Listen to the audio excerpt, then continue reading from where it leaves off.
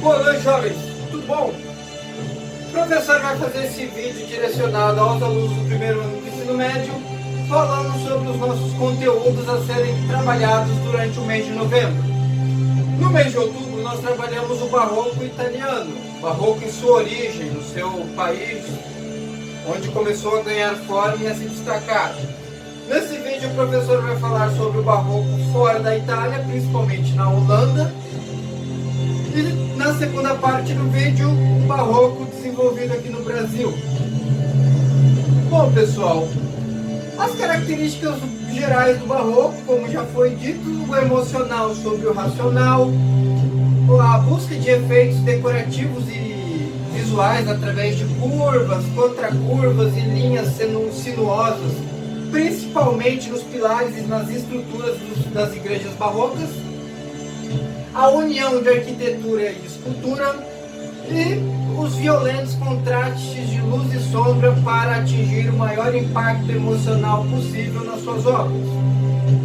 Relembrando algumas coisas da arte barroca italiana, o emocional, o drama tendo maior ênfase, os temas religiosos e divinos apresentados no barroco desenvolvido na Itália, e o conflito entre o bem e o mal ali, entre demônios e divindades, expostos nas pinturas italianas barrocas para chamar a atenção do observador. Na Holanda e na Espanha, isso muda um pouco por questão dos ideais recém-chegados com o movimento de reforma religiosa. Diferentemente do barroco italiano, na Holanda, o principal tema do barroco era o lugar comum. O barroco italiano não se preocupava mais em representar apenas divindades, figuras do bem e do mal, mas sim representar pessoas e lugares comuns como um cavaleiro, um soldado, alguém se divertindo numa taverna, por aí vai. Na Holanda e na Espanha, a arte torna-se mais democrática em relação ao barroco desenvolvido na Itália. Esse fato acontece devido aos mecenas, os nobres e os monarcas não serem mais os únicos patrocinadores da arte. Agora, pequenos comerciantes também encomendavam obras para decorar ou enfeitar seus estabelecimentos ou presentear seus familiares ali, homenageá-los. Isso fez com que um grande leque, uma grande variedade de artistas mostrassem seu trabalho na Holanda durante os períodos áureos do barroco holandês. Bom, os holandeses eles tinham uma habilidade de captar jogos de luzes em diferentes superfícies para sugerir texturas. Texturas é o aspecto visual de uma obra de arte ou de uma superfície que nos confere uma sensação tátil. Por exemplo, quando você enxerga uma casca de árvore, ao enxergar aquela casca de árvore, o caule, você já tem aquela sensação de ser uma superfície áspera, porque a textura daquele caule sugere isso para você. É mais ou menos isso que acontece nas obras de arte. Por exemplo, a textura da roupa de um soldado, às vezes nos dá a sensação de, poxa, há muitas dobras, ou está amarrotado, não passou a roupa hoje. É aquela sensação visual que nos transmite uma sensação tátil de como se nós pudéssemos sentir ou tocar naquela roupa ou numa superfície retratada na obra de arte. Divisão na arte barroca desenvolvida na Holanda, pessoal. Eram divididos em pequenos holandeses, sendo denominados a maior parte dos artistas da Holanda, e eles eram chamados de pequenos holandeses para serem diferenciados dos três grandes mestres holandeses, sendo eles Frans Hals, Rembrandt e Johannes Vermeer. Os três artistas holandeses que nós vamos dar mais ênfase nesse vídeo. Primeiro falando sobre Rembrandt van Rijn. Esse Esse cara teve um sucesso absurdo como pintor de retratos, mas sua fama repousa principalmente nos quadros introspectivos que demonstravam muitas vezes cenas comuns, como a aula de anatomia do Dr. Tulp de 1632. Rembrandt, ele tinha uma habilidade extraordinária de usar o sombreamento e o gradiente, a variação de uma tonalidade, para desenvolver sombreados que implicavam uma extraordinária profundidade emocional. Só que ao invés de seguir o exemplo dos italianos, direcionando essa profundidade emocional em questões divinas e religiosas, ele retratava cenas de pessoas comuns em lugares comuns, como uma aula de anatomia que ele retratou em um dos seus quadros mais famosos e reconhecidos da sua carreira. Na obra A Ronda Noturna de 1642, Rembrandt expôs alguns soldados com pessoas ali. Não dá para enxergar muito bem por causa da luminosidade aqui do escritório do professor, mas ele, do preto, do escuro, ele fazia um jogo de gradiente indo para o cinza, assim como do branco ele ia para o bege, para fazer uma variação no tom da luz e uma variação no tom da sombra, para dar mais realismo e mais suavidade em suas composições. Rembrandt é um dos artistas mais famosos hoje no universo da arte e um dos artistas com as obras mais caras aí no mercado artístico. Veio a ser reconhecido após a sua morte, assim como os grandes artistas ao longo da história da arte. Frans Hals, pessoal, outro holandês muito famoso, considerado o criador da Mona Lisa do Barroco, que é a obra O Cavaleiro Sorridente de 1624. Frans Hals, ele tinha uma habilidade quase fotográfica em retratar as pessoas e os objetos. Foi um dos maiores retratistas da história da pintura e alcançou uns patamares mais elevados ali na fama dentro do universo das artes. Ele tinha um talento gigantesco, mas assim como muitos artistas, passou por problemas financeiros ao longo da sua trajetória. Sendo considerado um autodidata, foi o responsável por pintar retratos de cavaleiros, como sua obra mais famosa, considerada a Mona Lisa do Barroco, o Cavaleiro Sorridente, onde ele demonstrava uma habilidade quase fotográfica no desenvolvimento de suas artes. Outro quadro muito famoso, o Alegre Beberrão, de Frans Hals, de 1628, ele retrata um cavaleiro numa taverna em um momento descontraído, ingerindo uma bebida com outras pessoas ali. A gente vê que o barroco holandês não tem mais essa questão do religioso, mas sim a questão democrática, da expressão de pessoas comuns em lugares comuns, em situações comuns. Johannes Vermeer, holandês que apresentou uma técnica absurda no uso da luz. Esse pintor holandês foi o primeiro a utilizar a câmara escura como ferramenta no desenvolvimento das suas obras. A câmera escura é como se fosse uma câmera fotográfica primitiva, onde uma grande caixa preta com um pequeno orifício para a entrada da luz, com um papel de seda, capturava a luz e a forma das pessoas, dos objetos, nesse papel de seda interno. E ali o Johannes Vermeer retirava os esboços e os traços que ele viria a utilizar nas suas pinturas e nos seus quadros. Enquanto outros pintores holandeses usavam muito o cinza, o verde, o marrom, As cores de Johann Vermeer eram mais puras, mais vívidas. Tinham um brilho quase fotográfico por ele utilizar a câmara escura como ferramenta no desenvolvimento de suas obras. Bom, essa sua obra mais reconhecida, A Moça com um Brinco de Pérola.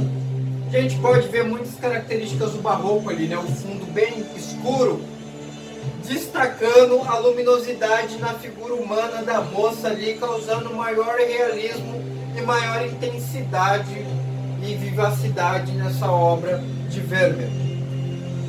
Assim como os outros dois grandes gênios do barroco holandês, ele também pintava pessoas comuns em situações comuns, como na obra A Leiteira de 1657/58, onde ele retratou ali uma camareira ali derramando o leite com a leiteira sobre uma cumbuca, pegando o efeito preciso da luz incidindo sobre a parte frontal dela, em contraste com a sombra da parte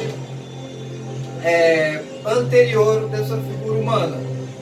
A vivacidade das cores do amarelo com o azul é uma característica bem marcante de Vermeer, que é um dos três gênios, dos três grandes mestres holandeses que estamos falando nesse vídeo. Bom, pessoal, sobre a arte holandesa, é isso que o professor tinha falado. Pequenos holandeses, a maioria dos pintores de menos expressão da Holanda, que eram denominados por esse apelido, e os três grandes holandeses, Vermeer, Rembrandt e Frans Hals, que tem mais destaque e maior excelência técnica no desenvolvimento de suas obras. O principal pintor do barroco espanhol é Velázquez. Sua principal obra, As Meninas, diferente do barroco italiano, que representava divindades, e do barroco holandês, que pintava cenas e lugares comuns, o barroco espanhol pintava mais pessoas e membros da corte e da nobreza espanhola. Bom, agora vamos para a segunda parte do nosso conteúdo, pessoal, que é o barroco no Brasil. Assim, o barroco foi uma arte que foi expandida e chegou em vários lugares do mundo. E, por questão da colonização portuguesa, chegou ao Brasil também. Um pouco mais tardio em relação a outros lugares da Europa fora da Itália. Bom, assim como fez grande sucesso na Europa, o estilo deixou suas marcas aqui também, principalmente nos templos, igrejas e na escultura. O barroco no Brasil foi uma herança portuguesa, chegou junto com a colonização. Então nós vamos ter muitos elementos portugueses nessas obras. Aparece na escultura, na pintura e na literatura do país. Enquanto na Europa o estilo se desenvolveu ao longo do século XVII, no Brasil chega um pouco mais tardio. Acontece mais no século XVIII e no início do século XIX. Bom, aqui no Brasil ele foi totalmente associado à religião católica. Duas linhas diferentes foram desenvolvidas no barroco do Brasil.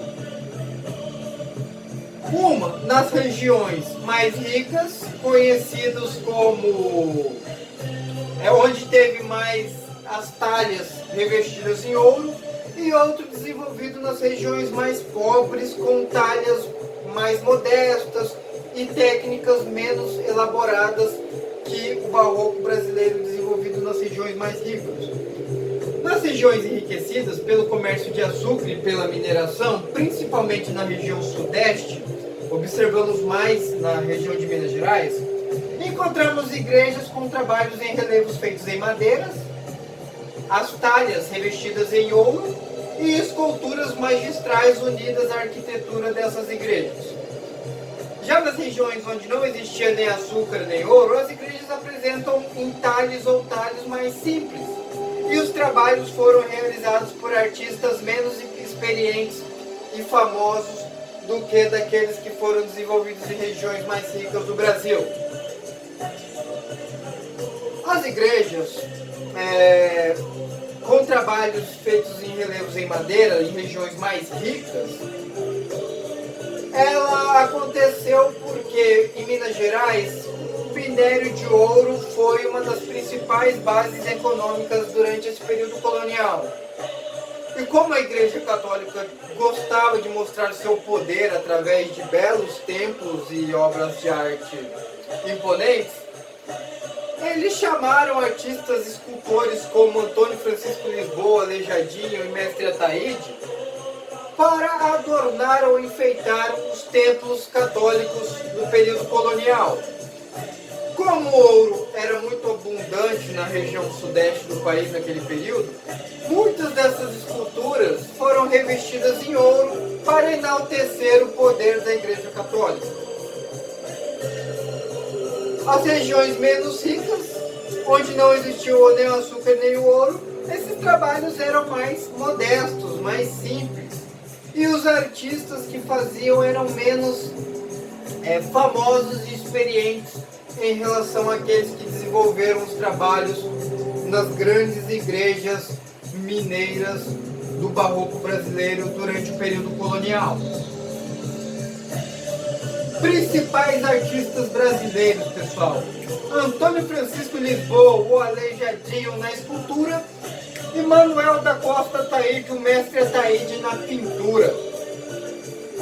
Aleijadinho ficou muito famoso por fazer as esculturas em pedra-sabão dos apóstolos no santuário de Bom Senhor de Matozinhos, em Minas Gerais, onde ele representou em pedra-sabão os 13 apóstolos de Cristo ali, e muito famoso por fazer várias esculturas em várias igrejas mineiras, principalmente de Cristo, tendo como característica principal em suas esculturas nariz pontiagudos, pescoço com configuração em V, lábios entreabertos, não totalmente fechados em suas esculturas, o queixo também pontiagudo, os olhos um pouco espaçados, evidenciando os narizes de suas esculturas retos e alongados. Manuel da Costa Ataíde, o Mestre Ataíde, o principal representante brasileiro na pintura, pintou principalmente o teto das igrejas católicas mineiras. Suas obras lembram muito pinturas famosas italianas, em algumas situações lembram muito as pinturas de Andrea Pozzo. Bom, pessoal, muitas das esculturas de Aleijadinho foram pintadas por Mestre Ataíde. Para nossas atividades de novembro, são basicamente esses dois conteúdos. Na primeira quinzena, Barroco fora da Itália, Holanda e Espanha. Para a segunda quinzena, Barroco no Brasil. Na segunda quinzena tem um questionário final a ser respondido e o gabarito enviado ao professor. É um vídeo não tão rápido por questão de ser dois conteúdos, mas bem explicativo, bem simples. Qualquer dúvida posterior, podem entrar em contato com o professor via Classroom ou WhatsApp, que estarei disponível a atendê-los, ok? Espero que esse vídeo e as informações deles tenham lhes ajudado. Uma boa noite e uma boa semana.